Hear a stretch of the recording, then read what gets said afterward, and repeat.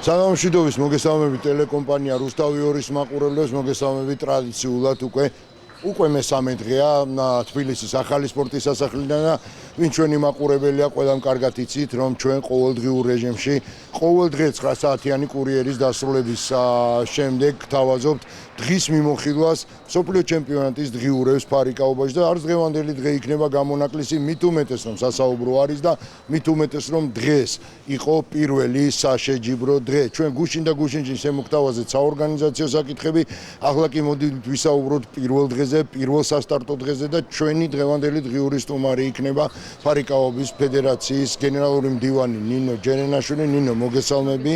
ძალიან დიდი მადლობა რომ გამონახეთ, რომ ვიცი რაც ხდება, როგორც არის ძალიან გადატვირთული გრაფიკით ხართ ფედერაციის ხელმძღვანელობა. პრინციპში მთელი სახელმწიფო ჩართული ვართ ამ ამბავში მედია და შესაბამისად ვცდილობ რომ მაქსიმალურად გავაშკოთ ის რაც დაიწყო დღეს რეალურად. მინდა პირველი კითხვით გადმოვიდე თქვენთან და კითხოთ საორგანიზაციო საკითხებთან დაკავშირებით, იმიტომ რომ ერთ-ერთი უმნიშვნელოვანესი თემა არის ეს და რა შეფასებები მოგცეს იმ ადამიანებმა, რომლებსაც ევალებათ რეალურად ინსპექტირება იმ გაწეული სამუშაოში, რომელიც ქართულმა მხარემ გასწია. ლაშა, დიდი მადლობა ესეთი აქტიურობისთვის, რომ სულ ხარს გვიჭერს რუსთავი 2 ჩვენ. პირველი საშეჯიბრო დღე ძალიან კარგად დაიწყო. დღეს გამოდიოდნენ რაპირით და დაშნით მოფარიკავეები 64-ში შესასვლელი ბადეები გაიმართა. საერთაშორისო ფედერაციამ ძალიან კარგი შეფასება მოგცა ტურნირის საწყისი ეტაპისთვის და ვიმედოვნებ რომ შემდეგი 9 დღეც ზუსტად აი ესე ძალიან კარგად გაგრძელდება.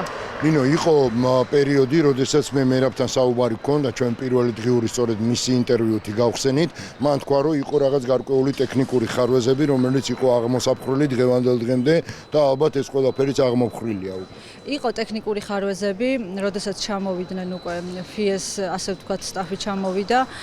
იყო პატარ-პატარა, ვერ ვიტყვი რომ რაღაცა ისეთი გრანდიოზული, თუმცა იყო რაღაცა წვრილმანები, რომელიც უკვე აღმოიფხვრა, მოგვარდა და დღეს უკვე ძალიან კარგად გრძნობ თავს ამ მხრივ. თვითონ სპორტსმენებთან თუ გქონიათ საუბარი ამ დღეების განმავლობაში, მათი სპორტსმენების მწვრთნელებთან, იმიტომ რომ ჩვენ გვაქვს მომზადებული პატარა ბლოკი ინტერვიუების, ამასაც შემოგთავაზებთ, რასაკვირველია, თუმცა იქამდე მინდა კითხოთ მათი განწყობის შესახებ.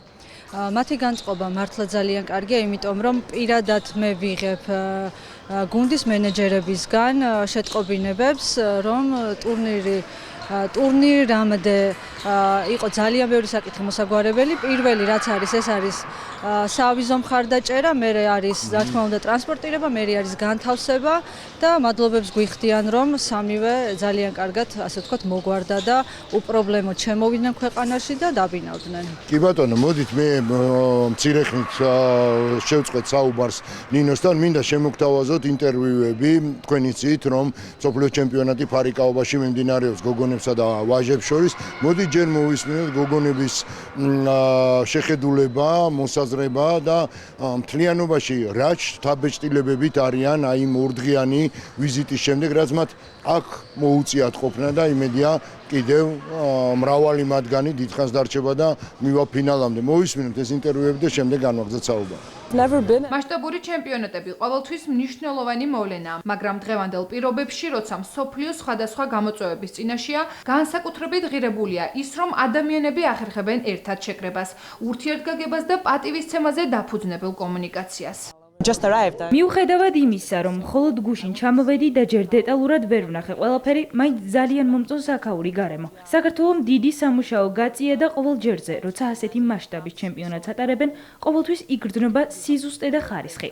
ტურნირი ბევრად უფრო მასშტაბურია, ვიდრე ის შეჯიბრებები, რომლებშიც აქამდე მიმიღია მონაწილეობა. კონკურენცია მაღალია დონის, მაჩვენებელი კი საერთაშორისო ელიტაზე გათვლილი. მიუხედავად ამისა, აქ თავს არაჩვეულებრივად ვგრძნობ. ყველაფერი ძალიან კარგად და მარტივად არის მოწყობილი. აი ასეთი კომენტარები გააკეთეს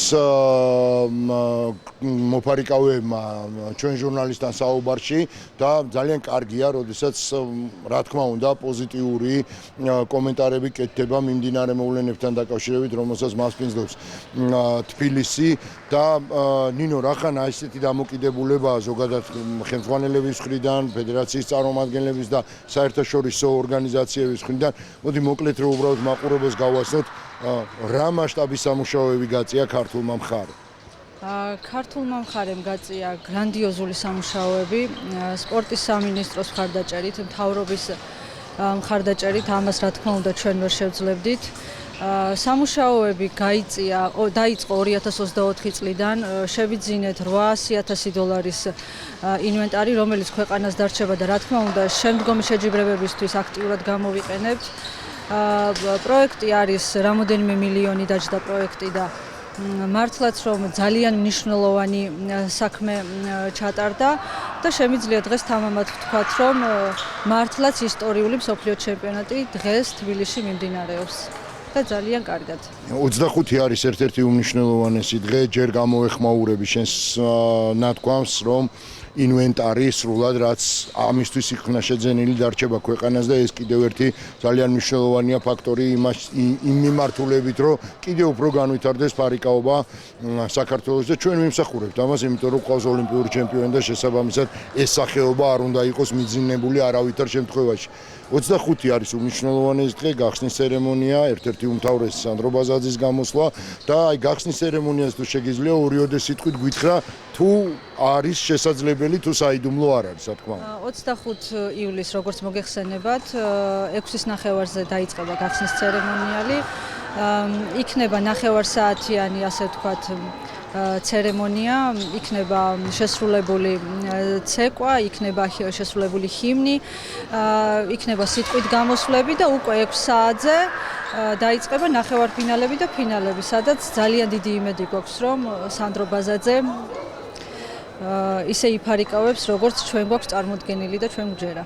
კი ბატონო, მეც ასე მგონია და გვაქვს ამის იმედი და გვაქვს საფუძველი, იმიტომ რომ ჩვენ სანდროსგან ყოველთვის ველით მაღალ შედეგს, თუმცა აქვე აუცილებლად მინდა ვთქვა, რომ კონკურენცია ძალიან დიდი იქნება, რადგან პრაქტიკულად ყველა უძლიერესი მოფარიკავე, ვაჟი მოფარიკავე თბილისში იმყოფება და ეს ასეც უნდა ყოფილიყო, იმიტომ რომ მსგავსი მასშტაბის ღონისძიებაზე ყოველთვის ჩამოდიან ძალიან ძლიერი და ამ სპორტის ამსახეობაში ფავორიტი მოფარიკავეები და შეგვიძლია მოვისმინოთ იმ ტოპ მოფარიკავეების კომენტარები, რომლებიც თბილისში იმყოფებიან და შესაბამისად ემზადებიან თავიანთი გამოსვლისთვის.